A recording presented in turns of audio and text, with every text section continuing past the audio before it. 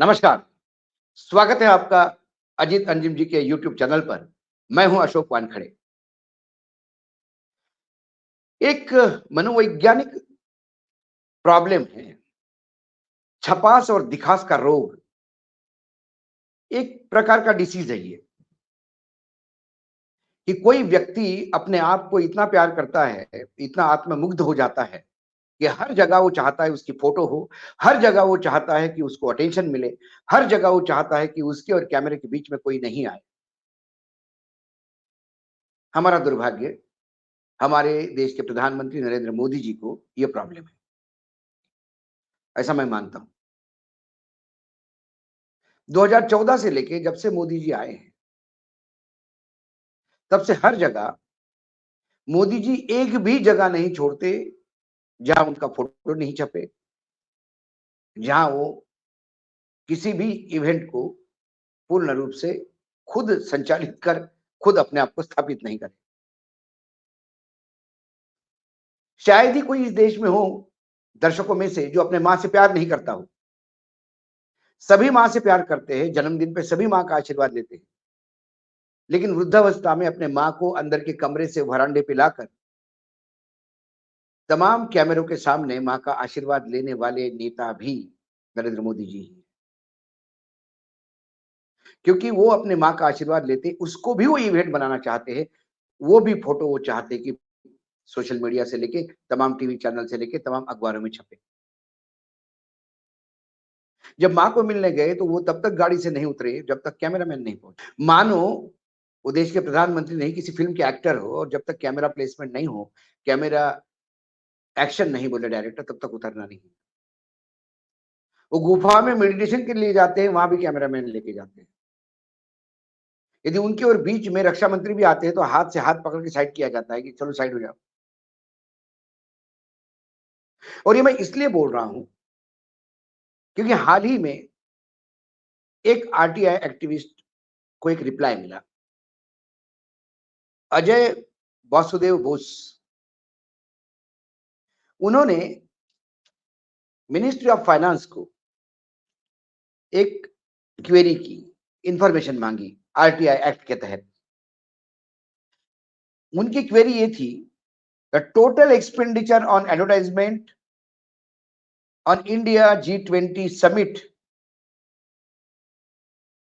Please provide information related to total expenditure incurred by Ministry of Finance, Department of Expenditure, Government of India on G20 summit taking place in New Delhi on 9th and 10th September 2023।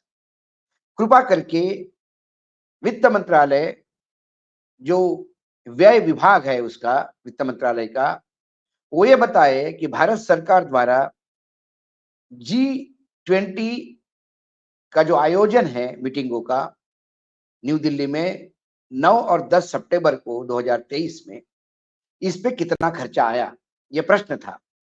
इसका उत्तर क्या आया? Total expenditure on advertisement on India G20 summit through outdoor publicity PMC media from till 31/3/2023 is 10,29,50,273। Outdoor advertisement पे G20 summit को लेकर जो publicity की गई, उसको 31 मार्च 2023 तक, फिर से मैं ध्यान से सुनिएगा ये डेट, 31 मार्च 2023 तक 10,50,50,273 रुपए हुआ है। और उसके बाद 6 महीने ये समिट चली है। तो 31 मार्च तक 10 करोड़, तो 10 सितंबर तक कितना होगा ये आप समझ जाइए। ये मेरे हिसाब से 100 करोड़ के आसपास का फिगर बैठता है। दिल्ली में G20 समिट के पहले से G20 समिट का नहीं, प्रधानमंत्री जी का ब्रांडिंग हो रहा था। हर जगह जहां होर्डिंग G20 का, वहां प्रधानमंत्री जी। मानो विदेश के जो लोग आए हैं उन्हें पता ही नहीं मोदी दिखते कैसे हैं। पूरा शहर, देश के सारे एयरपोर्ट्स, सब मोदी जी मोदी जी मोदी जी चल रहा था। एक देश जिसपे लाखों करोड़ रुपए का कर्जा हो, जिस देश के बजट में 27 लाख करोड़ की इनकम में से 11 लाख करोड़ सिर्फ ब्याज अदायगी और इंस्टॉलमेंट देने में जाता हो कर्जे के, ये देश की, मैं इसको अय्याशी कहूंगा, अय्याशी। देखिए 31 मार्च तक 10 करोड़ 29 लाख 50 हजार का खर्चा सिर्फ आउटडोर पब्लिसिटी पर। बाकी अखबार, चैनल, डिजिटल, सोशल, इसका तो मैं हिसाब ही नहीं करता। ये बात अलग है कि सवाल पूछने वाले ने सवाल कुछ और पूछा, क्योंकि उत्तर देना ही पड़ता है, नहीं तो फिर अपील में जाता है और लफड़ा हो जाता है। इसलिए उत्तर दिया वो आधा अधूरा। आधे अधूरे उत्तर में यदि करोड़ों रुपए का खर्चा है, तो पूरे उत्तर में कितना खर्चा होगा, इसकी कल्पना आप कर सकते हैं। G20 पूरे देश में अलग अलग जगह पे जो मीटिंग्स हुई और टोटल खर्चा 10,000 करोड़ से भी ज्यादा का दिखाई देता है। यदि मात्र मार्च 31 मार्च जो फाइनेंशियल ईयर क्लोज होता है 2023 तक का 10 करोड़ है, तो बाकी 6 महीने का कितना होगा। और फिर पूरे देश में जो विभिन्न 37 वर्टिकल्स थे G20 में, और इससे फिर देश को हासिल क्या हुआ।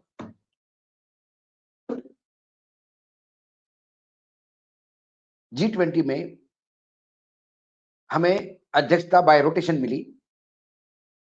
कोई भारत बहुत महान है करके नहीं मिली, वो मिलनी ही थी। कोई भी प्रधानमंत्री होता, किसी की भी सरकार होती, तो G20 की अध्यक्षता हमारे पास थी।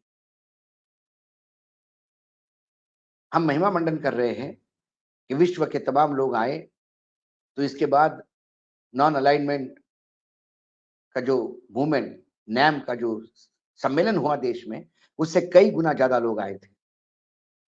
लेकिन फिर दिल्ली पे ये पब्लिसिटी का पागलपन हावी नहीं था। दिल्ली बंद नहीं हुई थी। हम ये कहते हैं कि भारत ने इतना महान कार्य किया कि G20 का समिट जो है सर्वसम्मति से प्रस्ताव पारित हुआ, और बहुत मुश्किल था, वो तो होना ही था। क्योंकि इसके पहले इंडोनेशिया में सर्वसम्मति इसलिए नहीं हो पाई थी क्योंकि भारत में पेच फंसा दिया था यूक्रेन और रशिया के युद्ध का जिक्र करके। जबकि इंडोनेशिया होस्ट लगातार हाथ जोड़ के विनती कर रहा था कि ये इकोनॉमिक फोरम है, इसमें राजनीति की बातें ना हो। लेकिन तब भारत अमेरिका के हाथ में खेल रहा था, पूछ रहा था। रशिया चाइना बैकआउट कर गए, सर्वसम्मति नहीं हुई। इस बार जब भारत में सम्मेलन था, तो भारत चाइना और रशिया के सामने घुटने टेकते हुए वही बात करने लगा कि नहीं नहीं, ये तो आर्थिक सम्मेलन है, इसमें तो पॉलिटिकल होना नहीं चाहिए। इसमें रशिया और यूक्रेन का युद्ध का जिक्र नहीं होगा, रशिया का जिक्र होगा, यूक्रेन का जिक्र होगा, लेकिन रशिया और युद्ध थमने का जिक्र नहीं होगा। और फिर कहते हैं कि हम महिमा मंडित हो। छपास का रोग और दिखास का रोग किस लेवल तक। हमारा जो आर्मी जो है, हमारी जो हमारा सैनिक एस्टेब्लिशमेंट है, वो हमेशा राजनीति, जात पात और धर्म से ऊपर उठ के रहा है। कई ऐसी प्रजातंत्र, लोकतंत्र सरकारें थी, कई देशों में लोकतंत्र था, लेकिन वहां तानाशाह आ गया, आर्मी ने टेक ओवर किया। कई बार सैन्य शासन रहा। पाकिस्तान, बांग्लादेश इसके बेहतरीन उदाहरण है हमारे पास। लेकिन भारत का सैन्य ताकतवर होते हुए भी हमेशा राजनीति से दूर रहा। लेकिन इस बार आर्मी को भी बोला गया, हमारे सैनिक एस्टेब्लिशमेंट को भी बोला गया कि 822 सेल्फी पॉइंट आप अपने यहां बनाइए, उसमें आर्मी की अचीवमेंट बताइए, लेकिन फोटो नरेंद्र मोदी जी का लगाइए। प्रधानमंत्री का आर्मी जी से कोई लेना देना नहीं होता। टेक्निकली देखा जाए तो इस देश का राष्ट्रपति तीनों फोर्सेस का कमांडर, सुप्रीम कमांडर कहा जाता है। प्रधानमंत्री और सैन्य इसका कुछ लेना देना नहीं। हाँ, कैबिनेट तय करती है युद्ध करना नहीं करना, वो बात अलग है। लेकिन प्रोटोकॉल के अनुसार फोटो राष्ट्रपति का होना चाहिए, लेकिन आदेश निकलता है कि फोटो मोदी जी का हो। किस हद तक कोई अपने आप से ऑब्सेस कर सकता है? और ये सब हम लोगों के टैक्स पे के पैसे से। ये कोई अडानी अंबानी पैसे नहीं दे रहे, या मोदी जी कोई अपनी प्रॉपर्टी बेच के नहीं लगा रहे। ये टैक्स पेयर्स का पैसा है, जिसके ऊपर सिर्फ पब्लिसिटी के ऊपर, अपना फोटो चमकाने के ऊपर, अपना खुद का ब्रांडिंग करने के लिए हजारों करोड़ रुपए खर्चा हो रहे हैं। ये जो आरटीआई है, ये टिप ऑफ द एयरबग आइसबर्ग है। ये थोड़ा इस पूरे हिमखंड का ऊपर का हिस्सा है। जैसा समुद्र में बहुत छोटा हिमखंड दिखता है और नीचे पहाड़ होता है, इसलिए ये आरटीआई का जवाब बहुत महत्वपूर्ण है। एक तो सवाल कुछ, जवाब कुछ दिया, और जवाब देने में भी भले ही आपने लतर फतर जवाब दिया, लेकिन उसमें फंस गए। और यही कारण है कि हर जगह प्रधानमंत्री स्वयं को आगे रखते हैं। चाहे मन की बात करनी हो, खुद ही करेंगे, कभी जन की बात नहीं करेंगे। ट्रेन, वंदे भारत को भी झंडी दिखानी हो तो प्रधानमंत्री ही दिखाएंगे। ये पहले प्रधानमंत्री होंगे देश में जो वंदे भारत इस ब्रांड की ट्रेन जहां भी शुरू होती है यहीं पहुंचते हैं, चाहे वर्चुअल पहुंचे चाहे फिजिकल पहुंचे। ये ऑब्सेशन है खुद के साथ।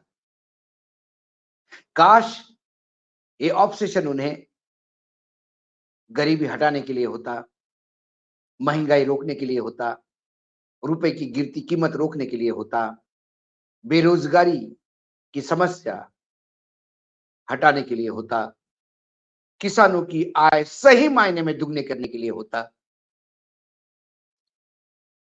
देश में पनप रहे भ्रष्टाचार के खिलाफ लड़ाई करने के लिए उतना ऑब्सेशन होता, तो ये देश वाकई सोने की चिड़िया होती। क्योंकि मोदी जी के पीछे इतना जबरदस्त जन समर्थन और पार्लियामेंट में उनके पास इतना समर्थन है, जो भाजपा के किसी भी नेता, विपक्ष के किसी भी नेता को नहीं मिला। देश आजाद होने के बाद राजीव गांधी प्रधानमंत्री बने, तब इतना मैसिव मैंडेट था। उसके बाद एक सिंगल पार्टी को मैसिव मैंडेट मोदी जी के नेतृत्व में 2019 में मिला।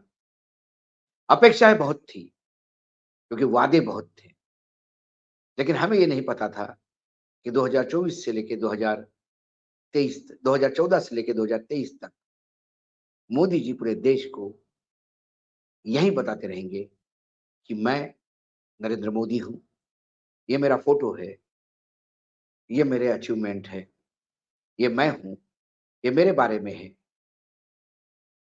और आप मुझे ही सुनिए, मुझे ही देखिए। आपकी समस्याओं को देखने की जिम्मेदारी जो मेरी है, उसके लिए मुझे समय नहीं, क्योंकि या तो मैं अपने आप को आपके सामने पेश करूं या समस्या सुधारूं। और मोदी जी ने तय कर लिया कि वो अपने आप को पेश करेंगे, अपना चेहरा चमकाते रहेंगे। 10 करोड़ छोटा मोटा अमाउंट नहीं। इस दिल्ली में कई ऐसी जगह है जहां 10 करोड़ खर्चा करने से दिल्ली का, दिल्ली वासियों का भाग्य उजड़ सकता था, उभर सकता था, भाग्योदय हो सकता था।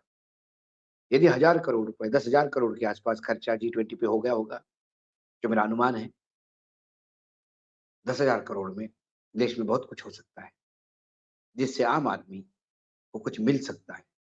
यहाँ तो सिर्फ आम आदमी के लिए एक ड्यूटी मिली, तालियां बजाओ, थालियां बजाओ और खुश हो कि मेरे प्रधानमंत्री जी का चेहरा सब दूर चमक रहा है।